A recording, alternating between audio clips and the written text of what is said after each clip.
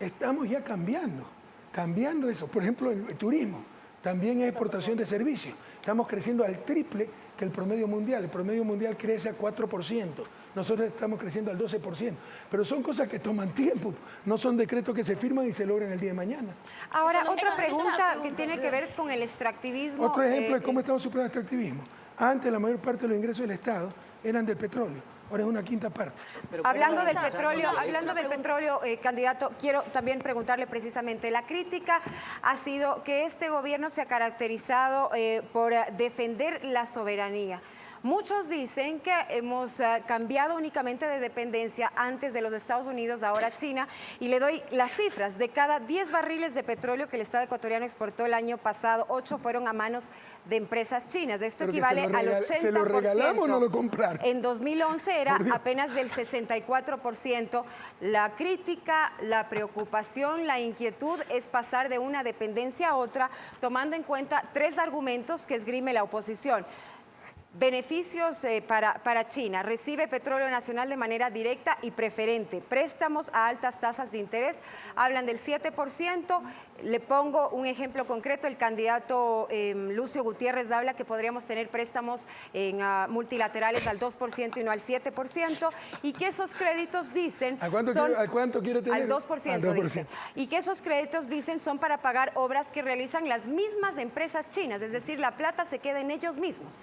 Mire, Lucio Gutiérrez sabe tanto de economía como yo de artillería, no creo que la mejor fuente. Hasta me da vergüenza un poco rebatir las ideas de ese señor que habla, porque hablar es gratis en este país, porque hay libre expresión. Pero en todo caso, claro, usted puede tener crédito del Fondo Monetario del 2%, previa firma de cartas de intención vergonzosas como él hizo, donde con nuestro petróleo garantizaba pago de deuda, donde ponía planes de contingencia no para los ecuatorianos, para la deuda. Si subía el precio del petróleo, pagar más deuda. Si bajaba el precio del petróleo, seguir pagando deuda. Lean la carta de intención, donde congelaba salarios, donde congelaba pensiones jubilares. De tal forma, es lo mismo que está pasando en Grecia. Viene la plata del Fondo Monetario, baratísima, pero no es para el pueblo ecuatoriano, no es para el pueblo griego. Es para que salga por ahí mismo y pagar la deuda privada. Y aquí dicen que eso la es plata lo que igual se se hace, queda en licuar China. la deuda privada. Entonces, si ustedes quieren regresar al entreguismo de Gutiérrez, bueno, tomen la decisión el domingo. Pero nosotros lo que queremos es sacar adelante el país. 7% de tasa de interés.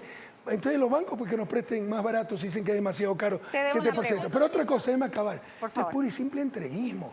Cuando teníamos 60% de nuestras exportaciones a Estados Unidos, nadie dice nada. Ahora es 30% de nuestras exportaciones a Estados Unidos. Hemos diversificado exportaciones, mandamos petróleo a China, nos paga por ese petróleo, no se le regale petróleo, nos da financiamiento y por supuesto, muchas veces se hacen concursos, ¿no? Es más, política pública, hacer concursos con financiamiento y lo ganan muchas empresas chinas. Eso no es malo, eso es bueno. Hemos diversificado mercados, hemos diversificado financiamiento, pero para los entreguistas, almas de vasallo, como los chinos no son altos, coloraditos y ojos claros, eso está mal. Bueno, ya esa gente que habla español, pero piensa en inglés cuando piensa. Gracias, te doy la pregunta. Volviendo al tema ambiental, en realidad justo estas vacaciones estuve en el Yasuní y mi pregunta va enfocada al bloque 31. ¿Qué opina? ¿De qué manera se va a garantizar los derechos que tiene la naturaleza en el Yasuní, tomando en cuenta que este bloque 31, donde se está haciendo una carretera, está a 100 kilómetros de la reserva del Yasuní TT? Entonces, ¿cómo se va a poder garantizar los derechos que tiene la naturaleza y, en verdad, promover al cuidado del Yasuní? Bueno, para eso se necesita más guardaparques, más métodos de vigilancia, vehículos, comunicaciones, y para todo eso se necesita recursos. Entonces, el adecuado uso de nuestros recursos naturales nos permite conservar de mejor manera la naturaleza. No se engañen, jóvenes. En estos momentos una quinta parte del territorio nacional son áreas protegidas, parques naturales. Tenemos más de 40 áreas protegidas de parques naturales. Y lo más fácil, yo le puedo firmar 200 decretos más para 200 áreas protegidas. Que si no tenemos los recursos para cuidarlas, es un engaño social, una farsa. Usted lo ha dicho, se necesitan recursos para cuidar la naturaleza. Aprovechemos adecuadamente los recursos naturales no renovables para cuidar precisamente la Pachamama. ¿Pero cómo se va a cuidar este protegiendo? bloque 31? Vea, no se engañe, donde más protegida está. Yo también pensaba con ustedes porque tenemos buen corazón, pero no solo hay que querer, hay que saber el camino, decía Rabindranath Tagore, poeta hindú, el que le puso alma grande, Mahatma, a Gandhi. Hay que saber el camino, vean la evidencia.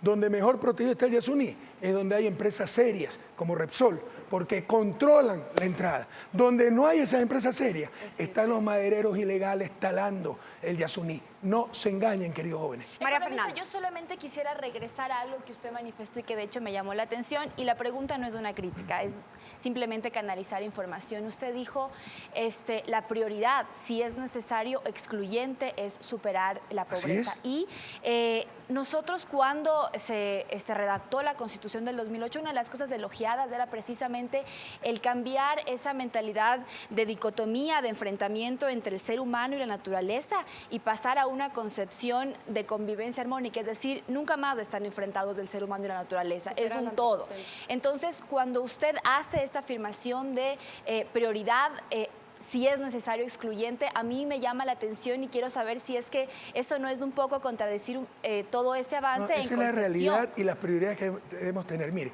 el mundo se ha ido de un extremo al otro. Antes, lo único importante es el ser humano. Ahora, para cierto ecologismo infantil, el ser humano es poco menos que un estorbo en la naturaleza. Para la Revolución Ciudadana, el ser humano no es lo único importante, pero sigue siendo lo más importante de la naturaleza. Cuando hablamos de los derechos de la naturaleza, también estamos hablando de los derechos del ser humano, que es parte de esa Pachamama. Y cuando te pongo para ilustrar, te exagero, que si es necesario excluyente, así tiene que ser. Es como cuando daba clase de economía ambiental a mis alumnos. Todos queremos cuidar la Pachamama. Pero si yo soy un miserable que me estoy muriendo de hambre y veo el último cóndor sobre la tierra, y mis hijos se están muriendo de hambre, sin lugar a dudas hago sancocho de cóndor para salvarle la vida a mis hijos. Avancemos. Entonces, lo que les quiero transmitir es que la pobreza también atenta contra la Pachamama. Avancemos en el diálogo. Desde Estocolmo, este momento nos llegó una pregunta para el candidato. Es de Shatila Homdale, ella es ecuatoriana, tiene 25 años y es diseñadora de modas. Escuchemos el cuestionamiento que previamente nos envió.